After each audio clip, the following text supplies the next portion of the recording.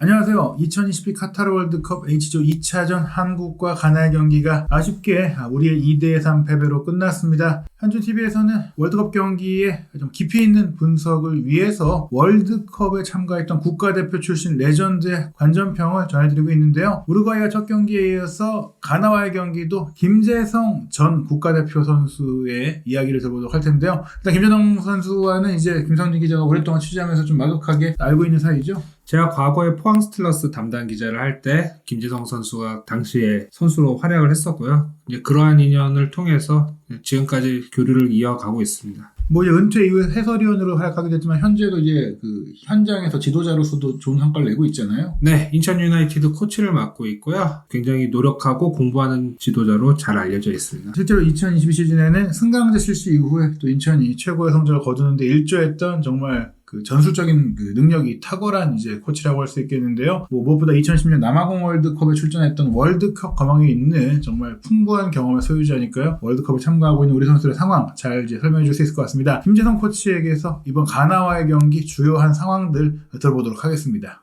먼저 오늘 경기 어떻게 보셨는지 총평을 부탁드리겠습니다.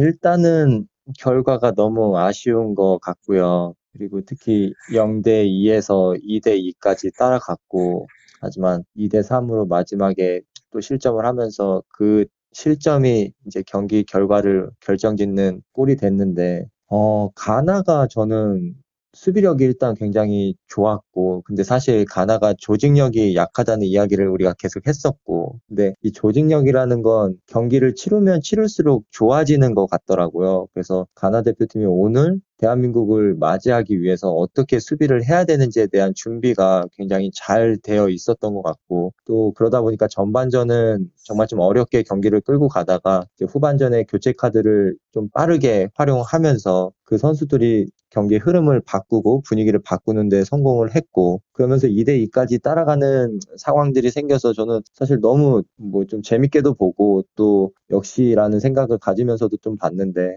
그리고 박스 안에서의 수비 어떤 아쉬운 부분이 생기면서 좀 결과적으로는 좀 많이 아쉬움이 남는 경기였습니다. 말씀하신 대로 결과가 굉장히 아쉽고 또 16강 진출을 위해서는 승리해야 되는데 그렇기 때문에 패배 결과가 굉장히 뼈아프게 다가오는데 다음 경기 어떻게 예상하시나요? 일단은 심리적으로 빨리 회복을 하는 게 굉장히 중요할 것 같아요. 사실 오늘 순간순간 선수들의 어떤 반응이라든지 선택을 봤을 때게 이게 어떤 체력적인 문제 때문에 오는 어떤 판단의 미스인가라는 생각이 들 정도로 좀 그런 좀 힘든 모습들이 좀 보이기는 했거든요. 근데 그게 육체적인 것뿐만이 아니라 이제 또 이런 경기 스코어를 마지막에 받아들이게 되면 굉장히 심적으로 좀 힘든 상황이 될 텐데 빨리 요거를 회복하고 이제 저희가 처음 우루과이전을 준비했던 그 마음으로 다시 경기를 준비하는 게 저는 일단은 가장 중요하지 않을까. 지금에 와서 어떤 전술 전략을 또 다시 업그레이드 해가지고 경기를 하기에는 어려울 것 같고, 기존에 우리가 뭘 잘했는지 또 상대를 어떻게 분석을 하고 어떤 부분을 집요하게 파야 되는지에 대한 부분들이 정해지면 최대한 선수들이 몸이 회복된 상태에서 그 경기를 치르는 게 지금 상황에서는 가장 좋은 방법일 것 같습니다. 우루과이전과 비교를 할 때 수비가 오늘 굉장히 안 된 것 같거든요.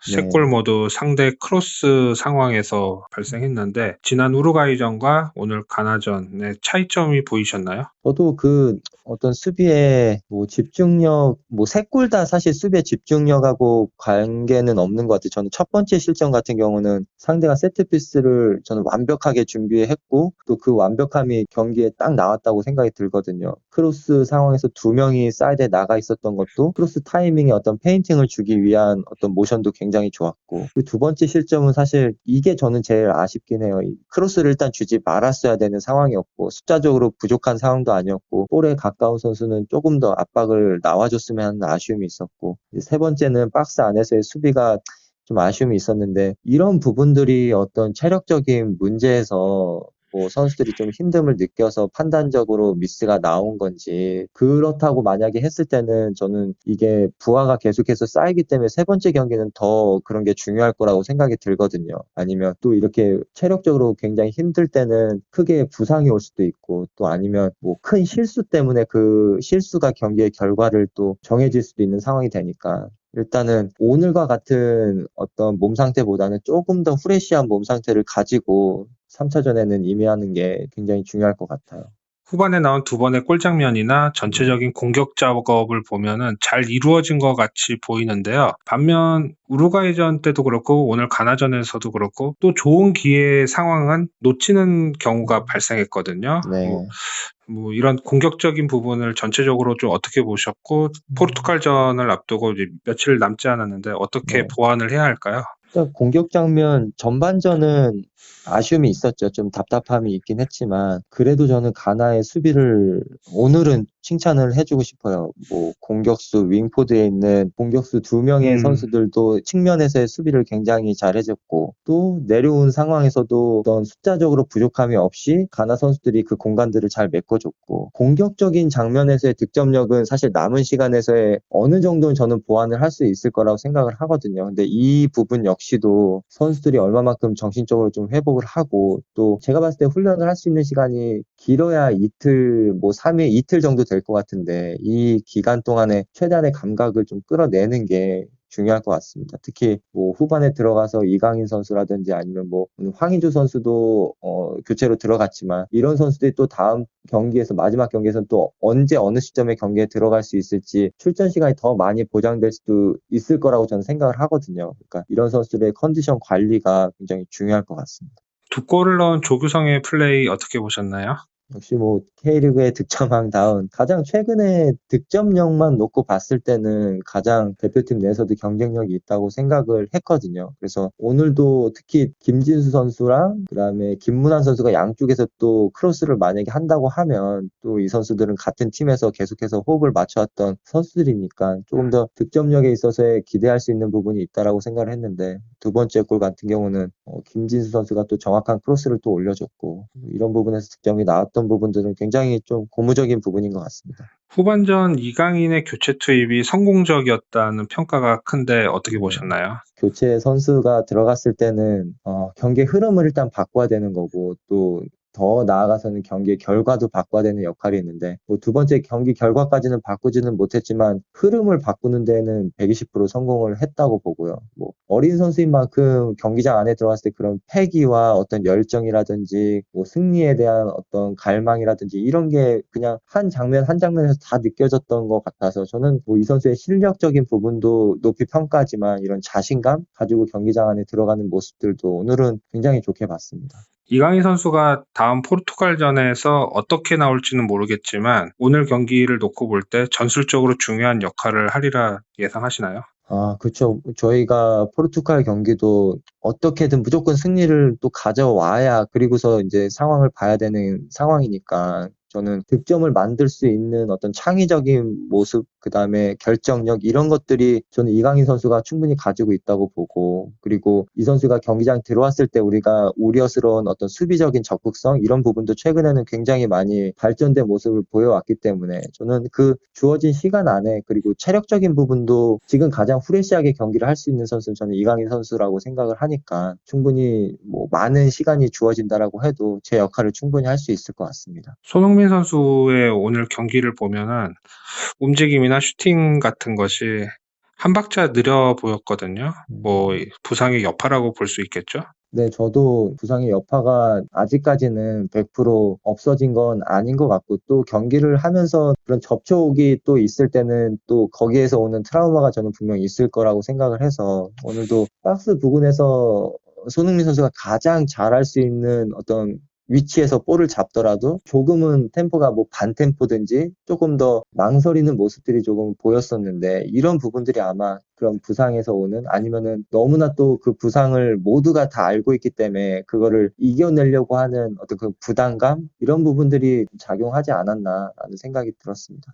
벤투 감독이 오늘 경기 끝나고 퇴장을 당해서 네. 포르투갈전에 나설 수 없는 상황이 됐는데 이것이 어떤 변수가 될까요? 내부적으로 뭐 감독이 우리 팀을 위해서 뭔가 항의를 하다가 지금 퇴장을 당한 상황이니까 이런 부분들이 어떠한 분위기로 형성이 되느냐가 저는 정말 중요할 것 같거든요. 그래서 정말 우리가 이 감독을 위해서 정말 한 발 더 뛰고 뭐 최선을 다하는 모습을 보여서 이 감독의 어떤 이런 부분들을 우리가 만회시켜 주자라고 하는 분위기가 형성이 되면 저는 그 부분이 가장 긍정적인 요소이지 않을까라고 생각이 들고, 또 하나는 관중석에서 가서 이제 벤투 감독이 경기를 본다라고 가정을 했을 때 조금 더 넓은 시야로서 경기를 볼 수 있고, 또 상대 벤치에서 어떤 선수가 또 준비하고 또 어떤 부분들을 준비를 하는지에 대해서도 먼저 판단을 할 수 있기 때문에 그런 부분들도 도움이 될 수 있는 부분이라고 생각이 듭니다. 하지만 한 팀의 감독이 일단 벤치에 없다라는 거는 또 한편으로 봤을 때는 선수들이 조금은 아쉬움이 있을 수 있고, 좀 더 자신감을 가져가기에는 벤투 감독의 어떤 그런 액션이라든지 이런 게 선수들한테는 필요할 수도 있거든요. 그래서 그런 부분들을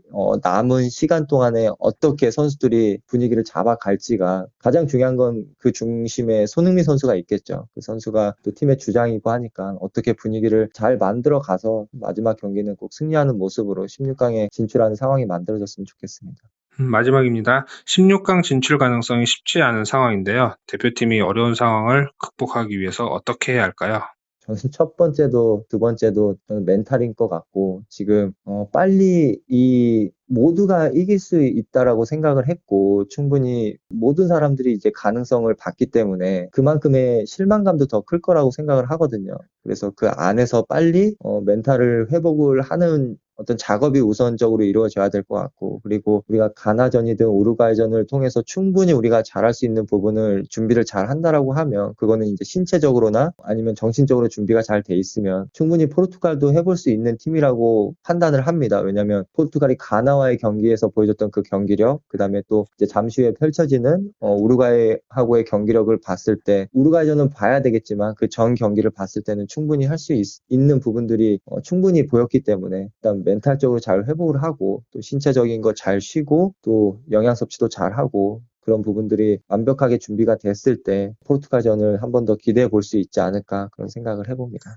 뭐 일단은 김재성 해설위원의 얘기를 들어보니까 또 이강인 선수의 높은 평가를 하면서 포르투갈과의 경기는 좀 더 많이 뛸 수 있을 것 같다. 그 얘기는 이제 거의 이제 후반 초반에 들어갔던 상황을 생각하면 선발 출전까지도 기대할 수 있다고 본 것 같고요. 또 포르투갈과의 경기 그래도 좀 기대해 볼 만한 요소들이 있는 것 같아요. 네, 뭐 분명 가나전에 아쉬움이 있고 또 포르투갈전이 굉장히 강한 팀이기 때문에 우리로서는 부담이 되는 건 사실인데요. 그렇지만 후반전에 보여준 조규성 선수의 공격적인 플레이, 그리고 이강인 선수의 미드필더에서 이강인 선수가 보여준 창의적인 플레이 등이 포르투갈전에서도 잘 어우러진다면 분명 좋은 결과가 나올 것 같습니다. 무엇보다 이제 K리그의 현장에서 활약하고 있는 김재성 코치다 보니까 K리그 득점왕다웠다라고 했던 조규성 선수에 대한 평가도 좋았던 것 같고, 실제로 조규성 선수가 이번 월드컵을 통해서 새로운 한국 축구 해결사로서 떠오르고 있는 부분들, 손흥민 선수가 프리미어리그 득점왕이고 조규성 선수가 K리그 득점왕인데, 어찌됐거나 우리 공격진 충분히 포르투갈을 상대로 또 골을 넣을 수 있다는 기대감이 있는 것 같습니다. 물론 이제 저희가 현재 녹화 시점에는 포르투갈과 우루과이의 경기가 아직